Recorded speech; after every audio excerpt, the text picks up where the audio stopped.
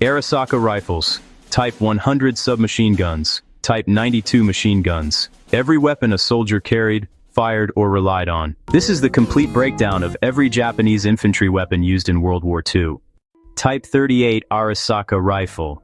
The Type 38 Arisaka was already old when World War II began. That was not a weakness, it was a warning. Adopted in the early 20th century, this bolt-action rifle fired a 6.5mm cartridge.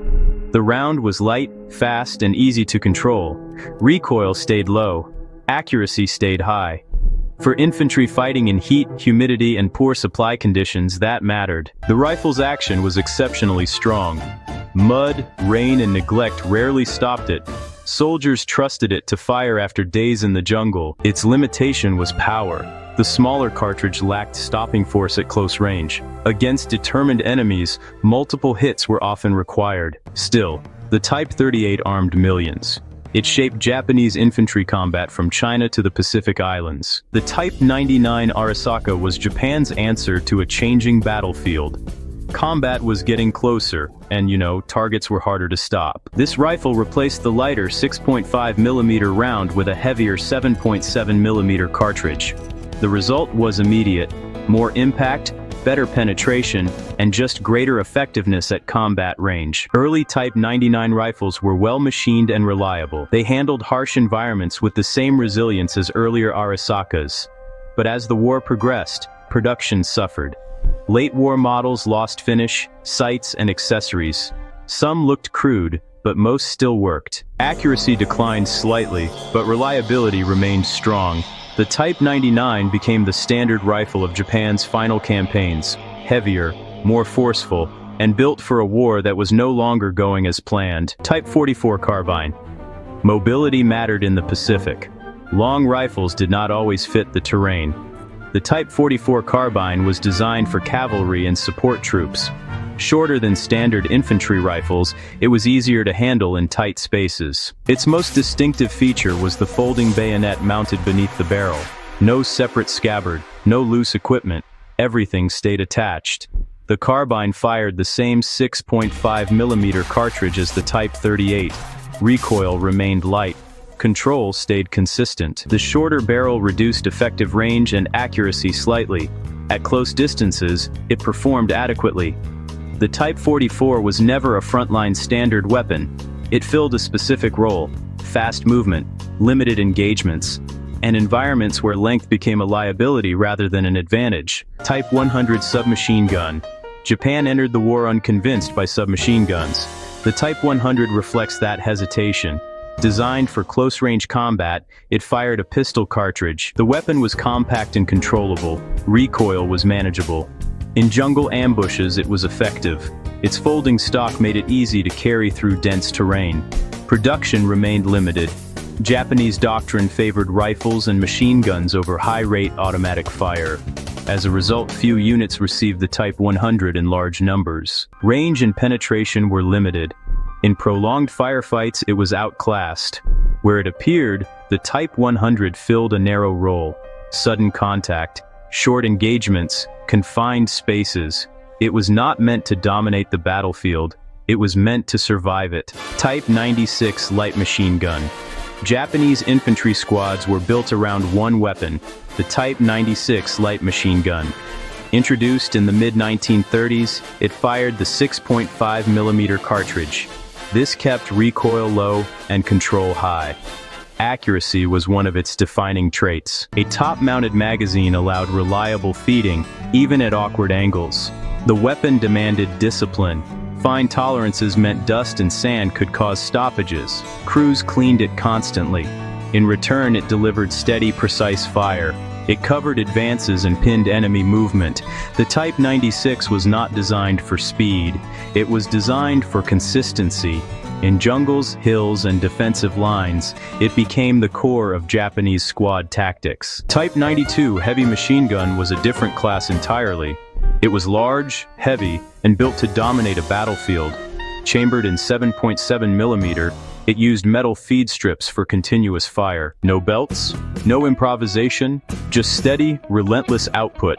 Its distinctive woodpecker sound became infamous among Allied troops. Mobility was limited. Setup required time, effort, and a team.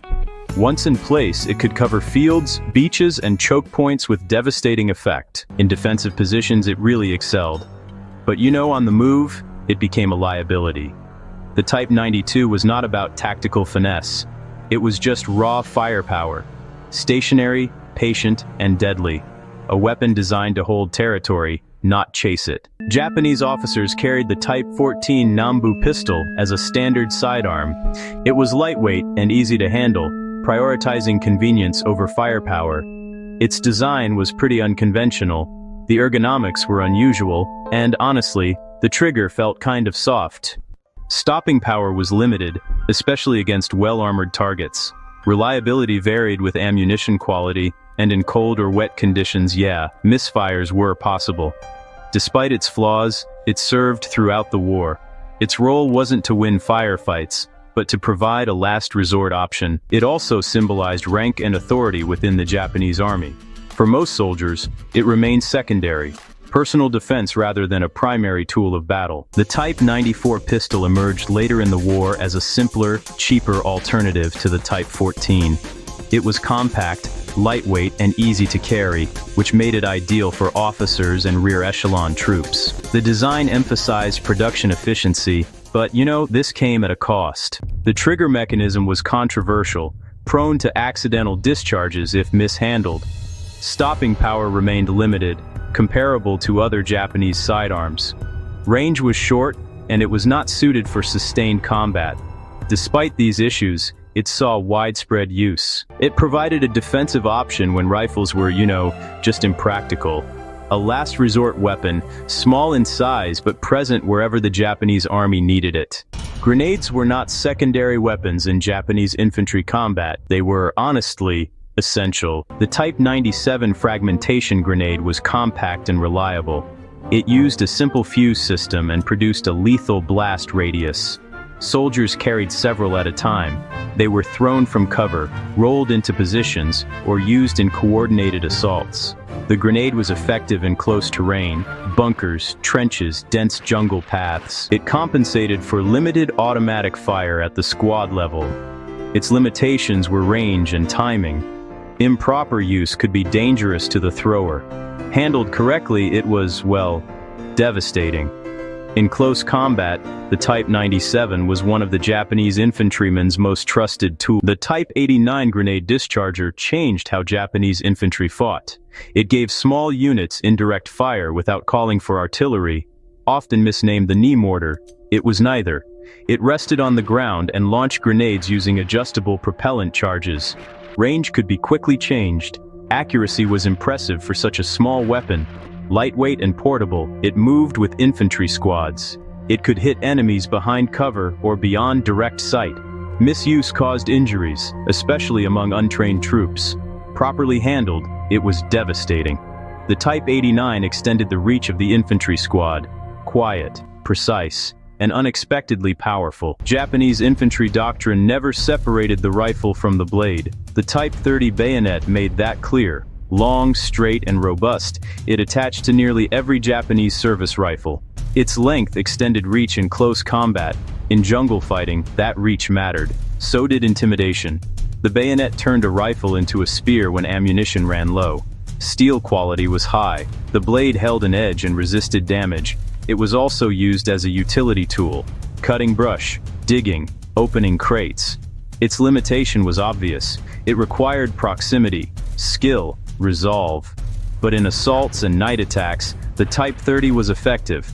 It reflected an infantry philosophy built around closing distance and finishing the fight face to face. Japanese infantry did not expect to face heavy armor. When they did, the Type 97 anti-tank rifle was their answer. This weapon fired a large caliber round capable of penetrating early war vehicles. Against light tanks and armored cars, it was effective. Recoil was extreme. The rifle was heavy and awkward to maneuver. Firing positions had to be carefully prepared. As Allied armor improved, its effectiveness declined. Thicker armor reduced penetration. Crews adjusted by targeting weak points, tracks, engines, vision ports. The Type 97 was never a perfect solution. It was a stopgap. A weapon built to delay armor, not destroy it outright. Still, it remained in service out of necessity rather than choice.